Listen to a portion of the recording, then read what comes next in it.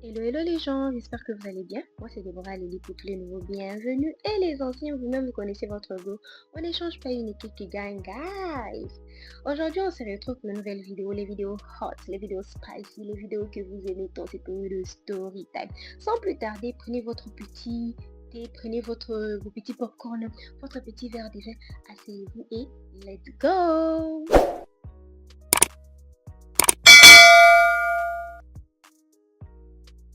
J'ai besoin de votre avis sur cette histoire. Je vais vous raconter une petite situation. J'aimerais bien écouter. J'aimerais votre sagesse. Bref, faut savoir que j'ai une petite sœur. Et moi, je suis mariée. Je suis casée et tout ce qui va avec. J'ai une petite sœur. Et ma petite sœur, faut savoir qu'il fut un temps où elle était Jonju, où elle était vraiment dans la rue, si je dois dire ça comme ça, genre où elle a vécu vraiment la vie. Elle a fait tout ce qu'il fallait faire et tout. Et c'est comme ça que ma petite sœur a eu un enfant. Et quand elle a eu un enfant, elle n'était pas mariée, la relation avec le gars, c'était du n'importe quoi et tout. Et comme elle était encore en train d'étudier, la famille avait proposé à ce que moi, sa grande sœur, que je puisse prendre son enfant et l'élever, le temps de l'aider à ce qu'elle puisse finir les études quand elle va s'en sortir pour reprendre l'enfant et tout. Bon, moi et mon mari, c'était pas un problème pour nous du fait qu'on avait déjà deux enfants. On s'est dit, ok, ajouter un troisième, on a assez, une situation assez stable. Et du fait que je voulais le bien de ma soeur et tout, il n'y avait pas de problème pour nous. Et c'est comme ça que ma soeur s'est calmée. Du fait que c'était une situation qui était aussi, il faut savoir, ça avait créé aussi beaucoup de problèmes. Et d'un côté, je trouve que ça lui avait fait prendre conscience. Alors, il s'est fait que après quelques années, bon, disons que son enfant, son fils, on peut dire, a grandi en pensant que ma soeur était sa tante. Genre, elle appelle Tati. Et pour nous, c'était pas un problème. Pour nous, on s'est dit que, ok, quand le moment viendra et tout, on va expliquer à l'enfant, quand l'enfant aura l'âge et tout ça là. Bref, c'est la famille ou non. Mhm. Et il s'est fait que, euh, après cet incident où ma soeur était tombée enceinte, elle a eu à accoucher, tout ce qui va avec, elle a décidé de reprendre sa vie quand même. Nous, on était contents en tant que sa famille. Comme moi, j'étais vraiment très contente et je lui ai même dit, ok, voilà, comme tu veux vraiment reprendre ta vie en main, il n'y a pas de souci. Ton fils, je vais le prendre en charge de A à Z jusqu'à ce que tu sois assez apte pour le reprendre. C'est pas un problème. Et mon mari était tout à fait d'accord. Et c'est par là qu'on s'était mis d'accord et elle a commencé vraiment à reprendre sa vie en main et tout allait bien. Et il faut savoir que quand elle a repris sa vie en main, elle a aussi rencontré le Seigneur, on peut dire genre personnellement. On est issu d'une famille chrétienne, oui, mais chacun fait ses choix dans la vie.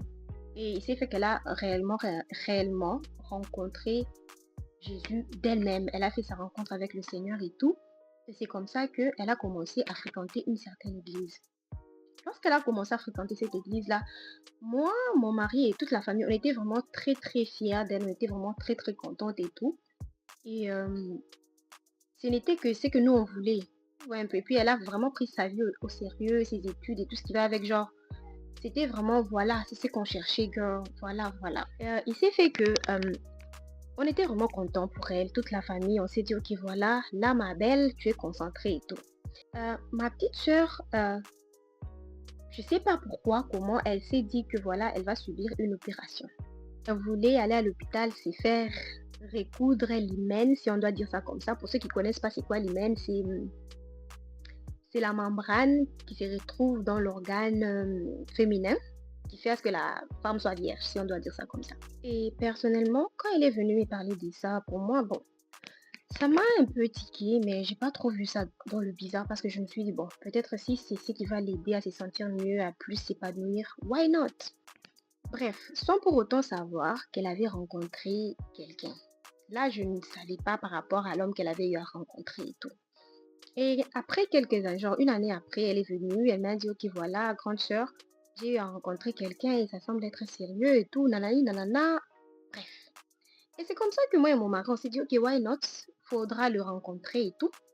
On a rencontré le monsieur. Le monsieur, c'est quelqu'un de très responsable. Tout ce qu'il y a en fait. Mais il y a une chose que j'ai remarqué, c'est un homme qui est un peu trop dans la masculinité toxique.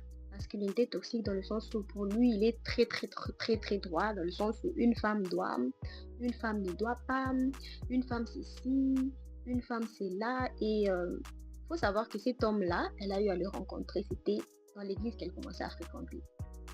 Et c'est avec le temps que je me suis rendu compte et que j'ai compris pourquoi elle avait voulu subir cette opération-là. L'homme qu'elle a eu à rencontrer, c'est un homme, bon, misogyne, si je dois dire. Pour lui, la femme parfaite, la femme qu'il doit épouser, c'est une femme vierge. Et ma sœur avait déjà eu à dire à l'homme que elle était vierge. Oui, oui, oui. Et pour moi, je me suis dit, ok, c'est peut-être un petit délire par là et tout ce qui va avec. Et en même temps, ma soeur est venue à côté me dire que voilà, écoute, c'est juste pour un temps, ce qui est vrai, je vais lui dire la vérité. Dès qu'on va se marier, ne t'inquiète pas, c'est vraiment sérieux. Grande sœur, tu sais, j'ai déjà changé. C'est un homme bien.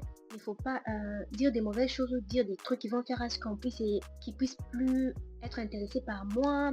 Il est vraiment bien cet homme. Genre, elle m'a tellement soufflé que je me suis dit, ok, dans un premier temps, je me suis dit, d'accord, tu sais ce que tu fais, on est des adultes et tout. Je savais pas ce qui allait se passer. Moi, je me disais, elle va pouvoir récupérer son gosse et voilà, alléluia, you know. C'est ce que je me disais, c'est ce que j'ai pensé. Et il s'est fait que ce n'était pas le cas. Ce n'était pas le cas parce qu'elle n'avait toujours pas dit à son mari. Et je me suis dit, ok, 2 ans sont passés, elle est tombée enceinte, elle est mariée parce que le but, c'était qu'elle puisse se marier avec le gars, même si elle m'a pas informé de pourquoi, du comment elle faisait cette chirurgie-là, et genre le pourquoi exactement. Je t'ai rendu service, j'ai pris ton gosse, ok. Tu voulais faire l'opération, il n'y a pas de souci. Tu t'es marié, ok. Là, il s'agirait de reprendre ton gosse. Et pour moi, je me disais, elle va lui dire. Et il s'est fait qu'elle est tombée enceinte. Lorsqu'elle est tombée enceinte, pour moi, je me suis dit, là, c'est bon, elle va lui dire et puis elle va récupérer son gosse. Parce que moi aussi, entre-temps, il faut savoir, j'avais aussi d'autres enfants et tout. Faut savoir, lorsqu'elle est tombée enceinte, son mari, comme je vous ai dit, il était un peu masculinité, un peu toxique, un peu strict sous les bords, un peu des principes un peu assez bizarres. Il était en train de chanter chez tout le monde que sa femme vierge est enceinte. Pour lui, c'était la meilleure des femmes, c'était l'idéal, c'était l'exemple et tout ce qui va. Pour lui, c'était la Vierge Marie, quoi. Il chantonnait ça là, à gauche, à droite, à qui voulait l'entendre. Et pour lui, c'était parmi ses plus belles réussites et tout. Et c'est comme ça qu'une fois, j'appelle ma soeur, je lui dis, ok, ma belle, l'élu, en fait, il s'agirait que tu puisses parler à ton mari et que tu puisses reprendre ton gosse. Parce qu'il faut savoir, entre-temps, lorsque j'avais eu à lui parler de ça, une année après leur mariage, elle m'avait dit, oh non, t'inquiète, si c'est par rapport aux frais de l'enfant, je vais commencer à te donner l'argent. Comme je travaille, je suis mariée, je vais commencer à donner l'argent et tout. Continue de prendre soin de lui. Je ne suis pas encore prête pour parler de ça à mon mari. Et faut savoir aussi, entre-temps, j'ai eu d'autres enfants. Non seulement ça, l'enfant ne peut pas aussi rester dans le mensonge. Jusqu'à quand, en fait? Parce que l'enfant avait déjà 5, presque 6 ans. Jusqu'à quand on doit laisser l'enfant dans ces mensonges-là, en fait? Et pour l'enfant, c'est moi sa maman. Et moi, en tout cas, j'en peux plus de ça, en fait.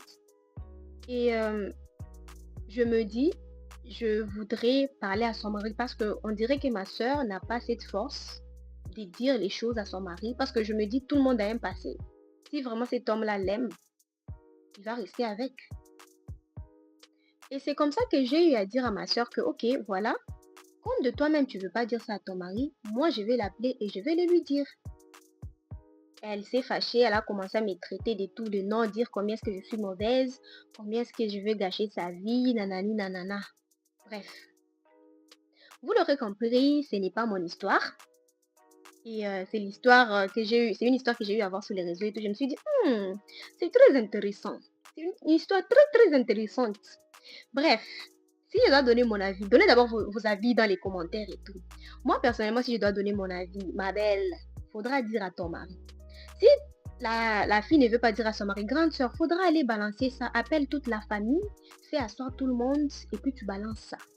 Parce qu'en vrai, des vrais, je sais pas comment vous voyez les choses, mais moi je me dis, chaque personne a son passé. On n'est pas tous parfaits. Même son mari, l'homme en question qui est misogyne et tout ce qui va avec. Lui aussi, si on ouvre dans ses placards, il y a des choses pas très très nettes qu'il a eu à faire. Donc, il n'a qu'à se calmer.